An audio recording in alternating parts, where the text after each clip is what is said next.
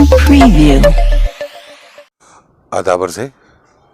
Maharashtra news today के programme रूबरू में आपका इस्तकबाल है।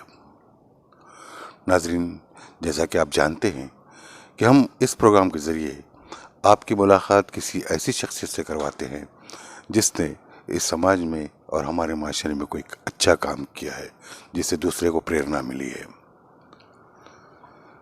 आजकल की मसरूफ़ ज़िंदगी में जहां हमारे नौजवान बच्चे ज़्यादातर आउटडोर गेम खेलने से कतराने लगे हैं, जब से मोबाइल आया तब से तो ये बीमारी और बढ़ गई है और जिसकी वजह से उनकी सेहत पर असर पड़ रहा है और जो फिटनेस होना चाहिए वो फिटनेस से कहीं ना कहीं उनकी आंखें, उनका जिस्म, उनका चेहरा, उनका बदन कहीं ना कहीं कमज़ोर होता जा रहा है। ये देखने में आया है। उसकी वजह सिर्फ मोबाइल, टीवी और इस तरह के प्रोग्राम हैं। पहले जब ये चीज़ें नहीं थी तब नौजवानों के शौक़ हुआ करते थे क्रिकेट, फुटबॉल, कराटे, जूडो। और आज हमारे जो मेहमान हैं जनाब शेख अमीर साहब, जिन्हें लोग बाबा भाई के नाम से जानते हैं, वो हमारे शहर के ब्लैक बेल्ट है कराटे के। और उनके उस ज़माने में जब कराटे नए नए आए थे, ब्रूस ली को के नाम से अगर नाम सुनते थे यार, ब्रूस ली की पिक्चर लगती थी तो लोग पागलों की तरह इस पिक्चर के पीछे भागते थे। तो उस ज़माने में बाबा भाई ने जो कराटे सीखे, जूडो सीखा और उस कला को उन्होंने इतनी ऊंचाई तक पहुंचाया कि औरंगाबाद शहर ही नहीं, मराठवाड़ा में उनका नाम हुआ। वो और काफ़ी चर्चे हुए। उस ज़माने के अखबारात और उस ज़माने के जो मीडिया के चैनल्स थे वहाँ पर भी उन्होंने अक्सर उनकी तस्वीरें या उनके बारे में कहानियाँ छप चुकी है। आज हमारे मेहमान हैं वो बाबा भाई। आपने हमें वक्त दिया उसके लिए बहुत बहुत शुक्रिया। जैसे कि मैंने कहा कि आजकल के जो नौजवान बच्चे हैं जिस तरह वक्त ज़ाय कर रहे हैं, आप सबसे पहले उनसे क्या कहना चाहेंगे? उनको तो सबसे पहले ये है कि सबसे पहले मोबाइल को उन्होंने दूर करना चाहिए। मोबाइल जो है ज़रूरत की चीज़ है, ज़रूरी नहीं है। और आज जाकर हर यंग लड़का या घर में फैमिली उसको ज़रूरत बना दिए। और जितना मोबाइल को दूर करेंगे तो उतना पढ़ाई में, एजुकेशन, स्पोर्ट्स में और आगे बढ़ेंगे। और मोबाइल की वजह से अपने बच्चे स्पोर्ट्स के अंदर एकदम दूर हो रहे। जो बहुत ही शौकीन, जिसको शौक़ है, जुनून है, वही वो लाइन में जा पा रहा। बाकी बहुत सारे लोग कैसा है, तकरीबन मोबाइल में माँ बाप मोबाइल दिला के दे रहे, बच्चे को भाई को दिला के दिए तो फिर बहन को दिला के दे रहे, वहाँ से बच्चे डिस्टर्ब होते जा रहे।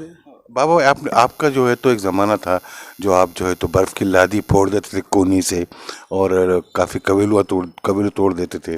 इस तरह का स्पोर्ट जो आपने स्पोर्ट सीखा वो, और आपका एक नाम था। इतने ऊंचाई पर जाने के बाद क्या वजह हुई, क्यों अचानक आपने वो सब कुछ छोड़ दिया? पहले कराटे बोले तो एक इतना ख़तरनाक मार्शल आर्ट था। ये एक मार्शल आर्ट जो है उसको ये लोगों ने क्या करे, डुप्लीकेट करके किसको जो ब्लैक बेल्ट बोले तो एक एजुकेशन जैसा 12वीं है, मैट्रिक है। जितना बच्चा उसको जद्दोजहद करके वो हासिल करना चाहता कि मैं मैट्रिक पास हूँ, मैं 12 पास हूँ, कि मेरा आगे कुछ फ्यूचर बने।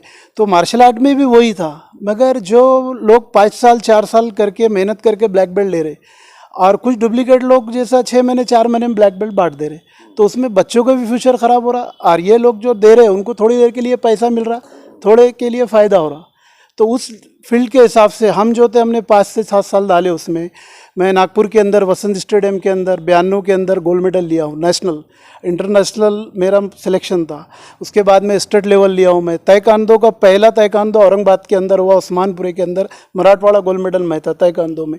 तो ऐसे बहुत सारे किए। एसओएफएस में क्लासेस थे मेरे और अहमदनगर में थे, बहुत सारी जगह कराटे की क्लासेस। मगर उसके अंदर जब बोगस लोग आ गए और वो लोगों ने जैसा डुप्लीकेट बांटना चालू कर दिए, जैसा बेल्ट बांट रहे, उसके बाद में कंपटीशन भरा रहे। अब कंपटीशन में जैसा जो बच्चा मेहनत कर रहा है, जो 4 से 5 साल करके मेहनत करके या 2 साल में उसका सिलेक्शन हो रहा, वो बच्चे को तुम गोल्ड मेडल दे रहे, और जो बच्चा जो डी में आ रहा उसको भी वही नाम से कभी कभी डबल मेडल चल जा रहा। और बच्चे को कभी कंपटीशन हो रहा है, कंपटीशन के अंदर बहुत सारे ऐसा छोटू कान है, कुछ ऐसे मार्शल आर्ट है कि जो लोग कंपटीशन भराने के बाद बच्चे आते 150 और 150 को मेडल मिलता, सारे लोगों को मेडल दे। तो क्या ये आपको दिल को उसका ठेस पहुंचती है? ठेस पहुंचती है यार, इतनी मेहनत का है। दुनिया के अंदर मार्शल आर्ट को देखा जाए तो अभी नॉर्थ कोरिया के अंदर बताते हैं कि उसकी मिलिट्री बहुत पावरफुल है। अरे मिलिट्री क्यों पावरफुल है, क्या और मार्शल आर्ट है? ये मार्शल आर्ट का एक वजूद अलग है, मगर इस लोगों ने क्या कर दिया, एकदम इसको जीरो ग्राउंड लेवल पे ला लिया एकदम। ज़ीरो पे ला ली। अभी ओलंपिक में लौट जैसे ताइक्वांडो है, जोडो है, तो ये लोग थोड़ा सही कर रहे। बाकी जो दूसरे मार्शल आर्ट है तो उसके ऊपर भी गवर्नमेंट ने इसके ऊपर ध्यान देना चाहिए। और कैसे कंपटीशन बढ़ा रहे, बेल्ट कैसा बांट रहे, और पेरेंट्स जो है तो पेरेंट्स कोई ऐसी बॉडी नहीं है जो ये सब चेक कर सके उसके ऊपर। बॉडी कैसा रहता है, बॉडी बनाते नहीं, और बॉडी बनाएंगे तो वो चोर बोलेगा यार मेरा नुकसान हो जाएगा, वो बोलेगा मेरा नुकसान होगा, तो सब मिल बांट के अपने अपने हिसाब से कर रहे हैं। स्पोर्ट्स में भी करप्शन हो गया मतलब। स्पोर्ट्स में ज़्यादा हो गया है अभी। गवर्नमेंट को, हाँ, गवर्नमेंट को जैसा हर फील्ड के स्पोर्ट्स के हिसाब से उसके ऊपर फोकस करना चाहिए। इंडिया में इतना टैलेंट है कि जितना उम्मीद रहती है ओलंपिक में उससे 10 गुना ज़्यादा गोल्ड मेडल आएंगे, हाँ, मिल सकते कोई भी गेम में, मगर वहाँ तक वो सही बंदा जा ही नहीं पाता। हर एंगल से कुछ ना कुछ जगह पार्सलिटी हो जाती है। एक तो उसके लग रहना, उन्हें फुल फॉर्म में रहना, रिलेशन रहना, सारी चीज़ रही तो वो बंदा पहुंच जाता। बाकी ऐसे कई रहते कि वहीं के वहीं रहते। और कराटे का तो एकदम बदतर हालत कर दी। अभी ताइक्वांडो, जोडो ये तो भी थोड़ा ठीक है, छोटोकान हो गया, कुंफू हो गया, ये लोगों ने तो बिल्कुल ही ग्राउंड लेवल पे कभी भी कंपटीशन बढ़ा रहे। 200 लोग आ रहे, 200 को मेडल दे रहे। बच्चे को किधर पंच जा रहा, किधर किक जा रहा, कोई नॉलेज नहीं। तो माँ बाप का भी काम है कि भाई बच्चा अपना बन रहा है या नहीं बन रहा। अभी जा रहा हो 3 महीने में येलो बेल्ट ले रहा, फिर उसके बाद में ग्रीन, ऑरेंज, और साल भर में ब्लैक बेल्ट। Black belt.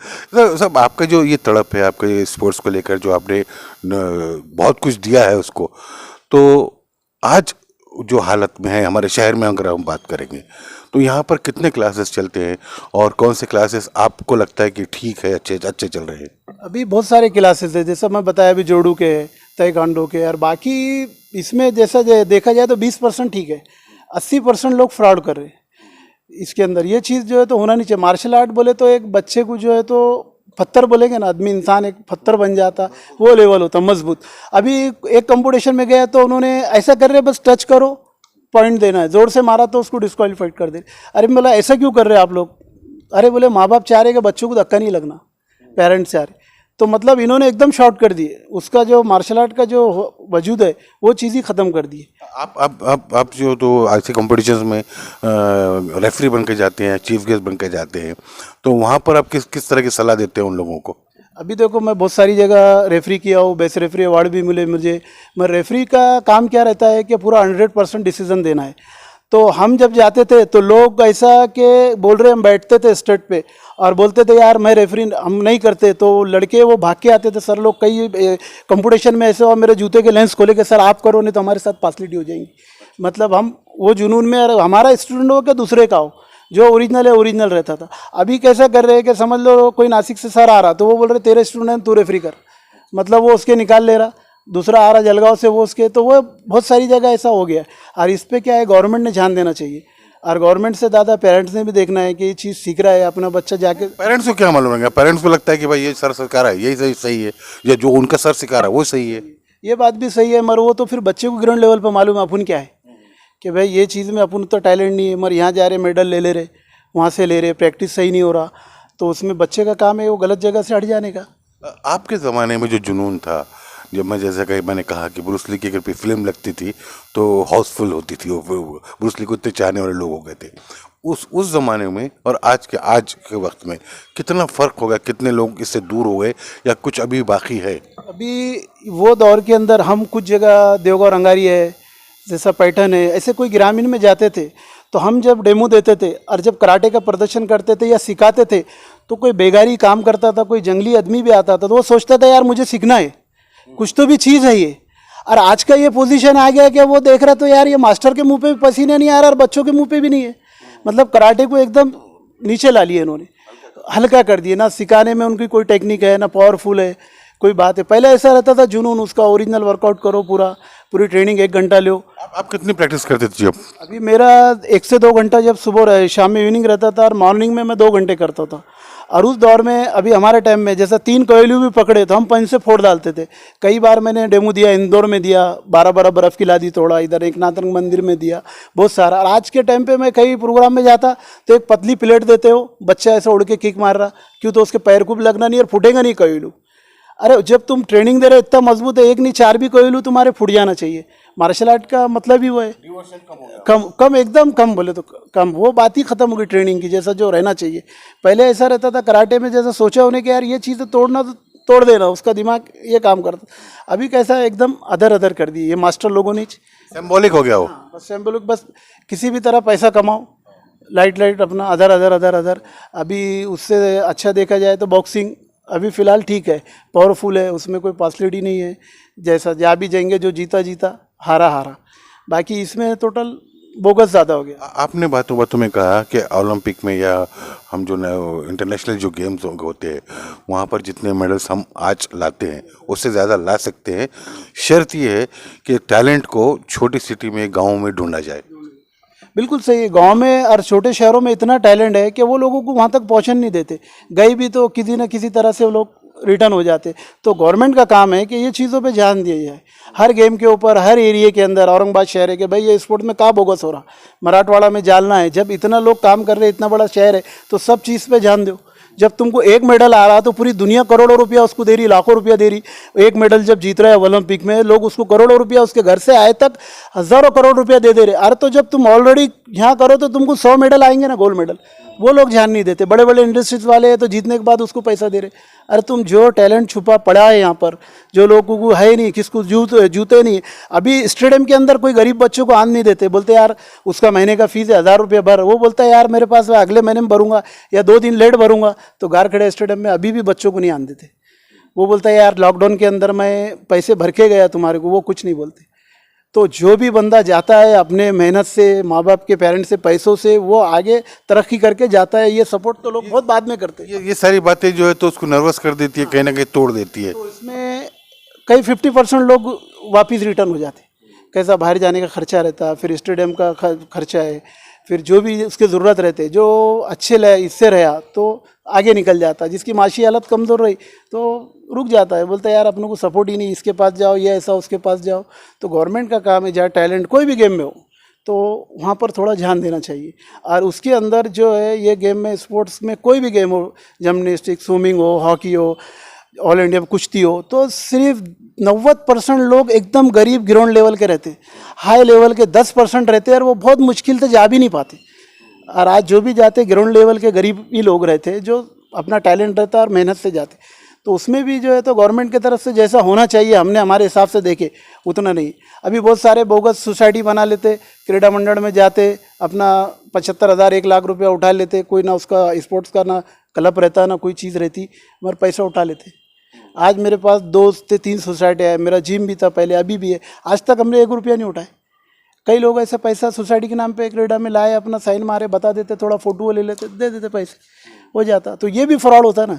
आज गवर्नमेंट उस जगह पैसा दे रही है कि भाई यहाँ तुम जिम खोलो या यहाँ मैट लाओ जोड़ूगी, तो उनका काम है यहाँ आए या नहीं है, या 4-10 साल तक है या नहीं है, तुरंत बता देते, किराए के बाद में गायब हो जाते हो, और वो वहाँ रहता ही नहीं। तो मतलब तो इस पर चेक करने वाले कोई बॉडी नहीं है। हाँ, ये ऊपर यहाँ से लेके वहाँ तक बॉडी को चेक करने हर गेम पे होना चाहिए।